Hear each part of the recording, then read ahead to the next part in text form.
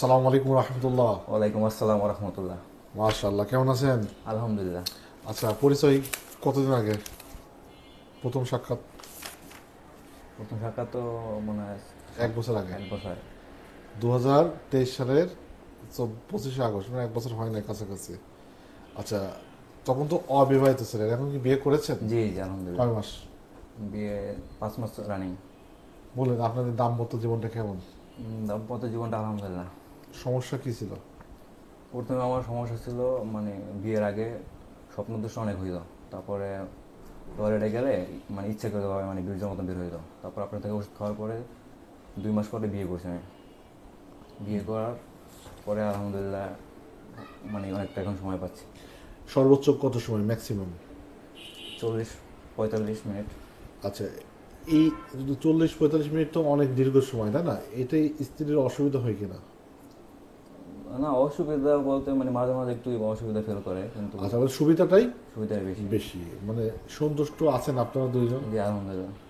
দর্শকদের উদ্দেশ্যে আপনার কোনো ভালো লাগা অনুভূতি শেয়ার করতে পারেন? মানে এরকম সমস্যা যদি কেউ হয়, সে ভয় না পেয়ে স্যারের সাথে দেখা করতে পারে। এই চিকিৎসা কি আদৌ কি ভালো হয়? হ্যাঁ, চিকিৎসা করলে অবশ্যই ভালো হয়। অনেকে তো স্বপ্ন মনে করে। না, আসলে অনেকের সাথেই শুনছি যে আপনার সমস্যা মানে ভালো হয় না। এই জন্য আমি আপনার ওষুধগুলো অনেক আগে থেকে বাদ দিয়ে দিয়েছি খাওয়া, তারপর তো দেখা করতে আসলাম আর কি, মানে আনন্দে আর কি। মানে ওষুধ ছাড়া ভালো আছেন? হ্যাঁ, ওষুধ ছাড়া আমি সে আলহামদুলিল্লাহ, মাশাআল্লাহ। মানে এই ওষুধগুলো 2 মাস খাওয়ার পরে আমি ভালো ভালো হওয়ার পরে আর দেখা আসি। আচ্ছা আচ্ছা, আমি দর্শকদের উদ্দেশ্যে একটু বলতে যাচ্ছি। আসলে দেখেন, মনে করে যে আসলে এই রোগটা ভালো হয় না, এটা বাংলাদেশের চিরচারিত, এটা ওয়ার্ল্ড ওয়াইড একটা আসলে মিথ্যা।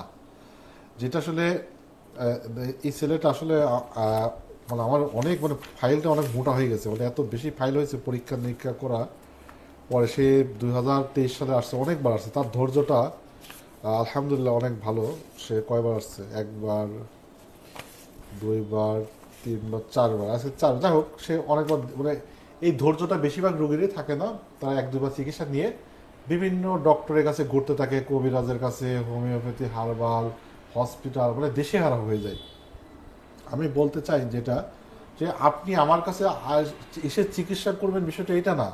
আপনি যাকে দেখাচ্ছেন তার কাছে থাকবেন এবং ধৈর্য নিয়ে ওষুধগুলো নিয়মিত। থাকবেন। পড়ালেখা ধৈর্য, ব্যবসা বাণিজ্য ধৈর্য, সংসারটা ধৈর্য।